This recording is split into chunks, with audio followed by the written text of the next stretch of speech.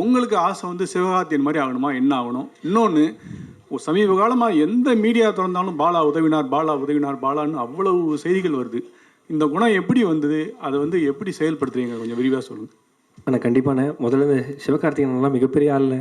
அவங்களாம் எங்கேயோ உயரத்தில் இருக்காங்க. நான் இப்போ தான் முதல் காலடி வைக்கிறேன். ஸோ அவங்கள மாதிரிலாம் அவர் முதல்ல அப்படி தான் சொன்னாரா? அப்போ நானும் இப்போ அப்படியே சொல்கிறேன். அப்படி சொன்னால் நானும் அப்படி ஆகிடுவேன்னு நினைக்கிறேன். நீங்கள் சொல்கிறீங்க. அவங்களாம் மிகப்பெரிய உயரத்தில் இருக்காங்க. ஸோ நம்ம இப்போ தான் முதல்ல கால் எடுத்து வைக்கிறேன். ஸோ அவங்க கூடலாம் நம்ம நிற்கலாம் முடியாது. அவங்களாம் எவ்வளோ பெரிய உயரத்தில் இருக்காங்க. முதல் ஸ்டெப் வைக்கிறேன். அது நீங்கள் எல்லோரும் தான் முடிவு பண்ணி கரெக்டாக எங்கே போய் இந்த படத்தை சேர்க்கணும்னு. அப்புறம் அந்த பாலா அந்த உதவி குணம்லாம் ஒன்றுமே கிடையாதுன்னு நான் இங்கே நிற்கிறேன்னா, இப்போ நீங்கள் ஒரு என்னை பற்றி பாசிட்டிவாக எழுதுனீங்கன்னா அதை பார்த்துட்டு தான் நிகழ்ச்சிகள் கிடைக்கும், எல்லாமே கிடைக்கும். அப்போது என்னை தவிர இங்கே இருக்கிற ஒட்டுமொத்த மக்களும் போட்ட பிச்சையினால தான் நான் இங்கே நிற்கிறேன். அவ்வளோதான். மற்றபடி இதுக்கான பதில் எதுவுமே கிடையாது. மக்கள் எனக்கு பண்ணுறத விட நான் ஒன்றுமே மக்களுக்கு பண்ணலண்ணே.